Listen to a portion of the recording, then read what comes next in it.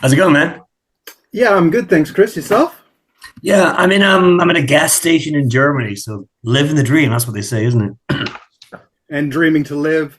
Yeah, I figured you'd be pretty busy somewhere in the middle of all your goings on. So you're currently touring through Europe on Pagan Fest. How's that all going? Yeah, it's been huge. I mean, a bunch of big shows and stuff, and a bunch of cool bands, and but like I don't know, it's great fun. It's but today, like I say, we're playing this gas station in Germany. For some reason, they put on shows at this gas station, and so that's going to be interesting. I'm not going to say it's going to be the best day of the tour, but every day's a party.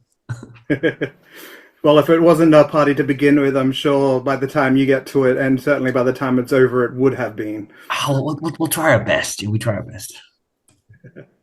So yeah, once the Pagan Fest tour is all sorted in Europe, you are turning the wheel of your ship, and you're leading it our way. Yeah, we're gonna heading to Australia. We all fly out on the 22nd, and we've got our first show on the 24th. So we're going to be all incredibly jet lagged, but it's going to be great. We'll push through it. Wait, fly out? That doesn't seem on brand. I think the pirate thing's been over exaggerated sometimes. I think. So yeah, on that note, with the pirate thing being a bit over exaggerated, is that something that you're kind of downplaying now in No, I mean it's never. It's always been the same. It's just I feel like we've never done the whole dress up as pirates and say "Army hearty, let's drink rum." But we always get a lot of people coming to the shows who expect that, and it's like, no, it's not what this is about. This is just fun metal songs with dumb, catchy pop choruses, and it's about drinking and having a good time. And I know, yeah, it's always about pirates, but it's like chill out in the pirates. It's fine. You don't have to drink rum all the time. So how would you feel if, say, your audience started mixing it up and coming to your shows dressed as what's commonly regarded as pirates' mortal enemies, the ninjas? That would be a treat. That'd be fun to see. It's at least it would be a bit more amusing. It'd be a bit of a more sense of humor. But yes, I don't know. I just like playing metal for metal dudes who like metal. I don't know. I'm just weird at that. Well, look, I'm a metal dude that likes metal, so I Hell yeah, appreciate that. good stuff.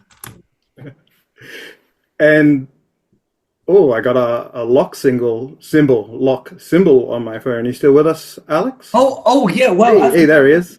I've got a button on my laptop that does that locks. What the fuck is that? Wow. I It's was like like, I'm sorry. Did I say something to offend you? no, I just ran my finger down the side of my laptop, and there's a, well, anyway, that's cool, The wonders of modern technology. right? Uh, Now you're bringing another group of party people along with you, Necrogoblicon.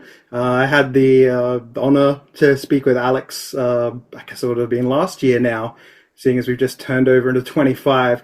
But yeah, I had a chat with Alex from Necrogoblicon about the tour coming up, and I was asking him a bit about the party etiquette that would be going on between the two of you on this tour.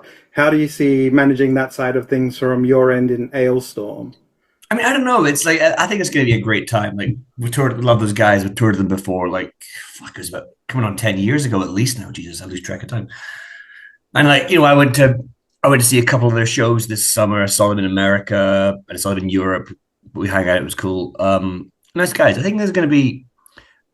We'll try and party hard, but like it's kind of a grueling schedule on these tours. Like it's every day. It's like you play a show, you get off stage at what midnight or so whatever. You pack up your shit, you get back to the hotel like 2 o'clock in the morning, and then you've got to get up at 6 in the morning for the next flight. So it's like, oh, there's just absolutely no time to party.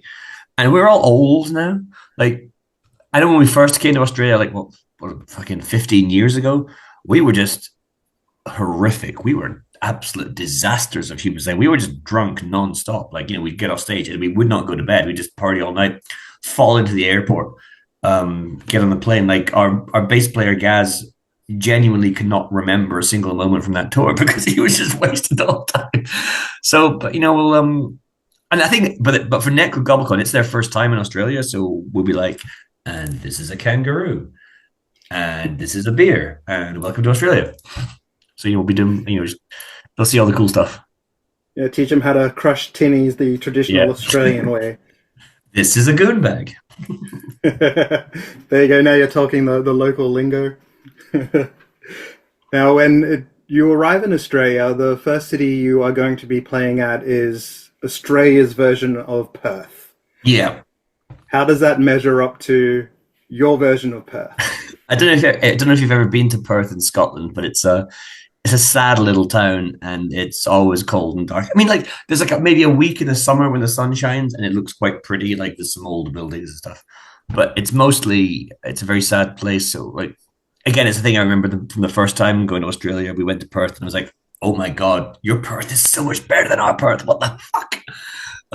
Yeah, it's weird going to a tropical paradise that's called Perth. It's a bit of a cognitive dissonance going on in the brain there. But yeah, it's I'd rather have your win anytime. I'm sure the people of our Perth would very much appreciate such a glowing review. They tend to get skipped a fair bit due to the fact that Right? they're particularly remote. So yeah, again, from one Perth to another, I think they'd really appreciate that. Yeah, I mean we're already coming all the way around the world. What difference does it make if we go to Perth or Sydney? It's just a few hours on a plane. Who cares?